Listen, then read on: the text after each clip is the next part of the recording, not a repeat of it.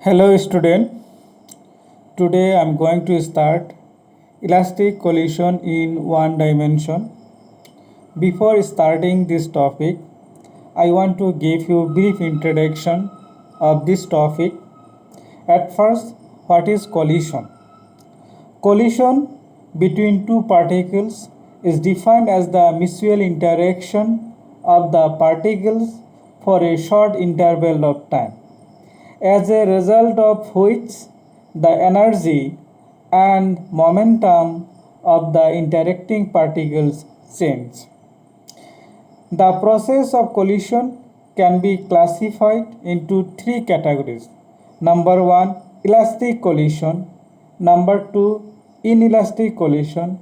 Number three, perfectly inelastic collision. Number one, elastic collision. What is elastic collision?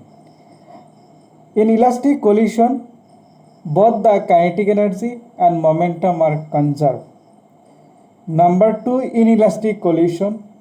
In inelastic collision, only momentum is conserved, but kinetic energy is not conserved. And number three, perfectly inelastic collision. A collision is said to be perfectly inelastic if two colliding bodies stick together after collision and move with a common velocity. In perfectly inelastic collision, the momentum is conserved, but the kinetic energy is not conserved. So we are going to do elastic collision in one dimension. Here there are two bodies. We are taking this. You see the diagram. In the diagrams, there are two bodies moving with initial velocity u1, u2 of masses m1, m2. So this is before collision. These two bodies will get collision if the speed of A is greater than the speed of B. If u1 is greater than u2, then they will get collision. Again, they will separate if the speed of B is greater than speed of A, then they will separate. So this is after collision. This is before collision. This is during the collision. So as we know, in elastic collision, both the kinetic and the momentum are conserved. So if the kinetic and the momentum are conserved, then it is called, this collision is said to be elastic collision. In elastic collision, the momentum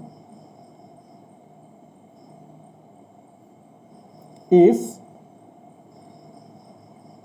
conserved. So total momentum before collision, momentum of body A is m1, speed is e1, m1 e1 plus momentum of body B m2 u2, and after collision momentum is m1 v1 plus m2 v2, m1 v1 plus m2 v2. Let's bring m1 v1 on the left side. m1 e1 minus m1 v1 equal to m2 v2. Transfer right side, this one becomes minus m2 u2. Here we can take common m1. So e1 minus v1 equal to, here m2 common, v2 minus u2. This is equation number 1.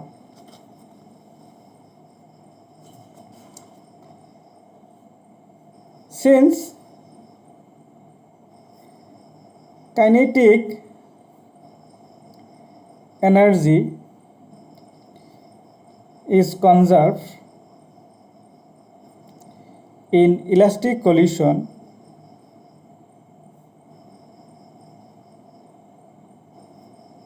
Then kinetic energy of the two bodies before collision, half m1 u1 square half m2 u2 square equal to half, after collision total kinetic energy, half m1 b1 square plus half m2 b2 square.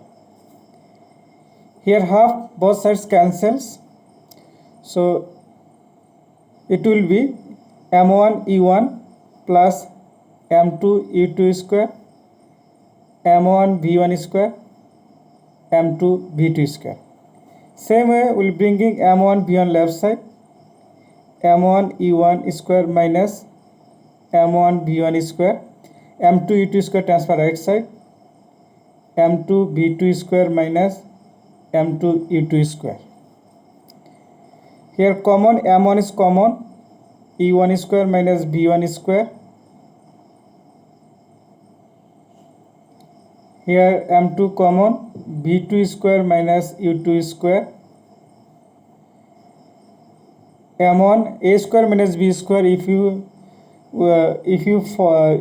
use the equation a square minus b square, then it will be e1 plus b1, e1 minus b1, b2 plus u2, b2 minus u2. This is equation number 2. Now dividing equation 2 by equation 1, we get m1 e1 plus b1, e1 minus b1. So dividing left side by left side, m1 e1 minus b1 equal to m2 b2 plus u2, b2 minus u2 divided by m2 b2 minus u2. See, e1 b1 cancel. Here m2 u2, sorry, b2 u2, b2 u2 cancel, m2 cancel, m1 cancel. So what will be there? e1 plus b1 equal to b2 plus u2. So b1 minus b2 equal to u2 minus e1. So b1, the difference of the final velocities. This is called relative velocity of separation. This is called relative velocity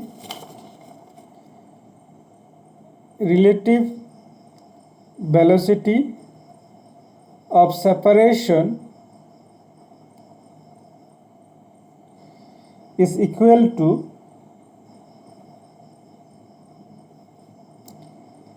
relative velocity of approach before collision. So v1 minus v2 equal to u2 minus u1.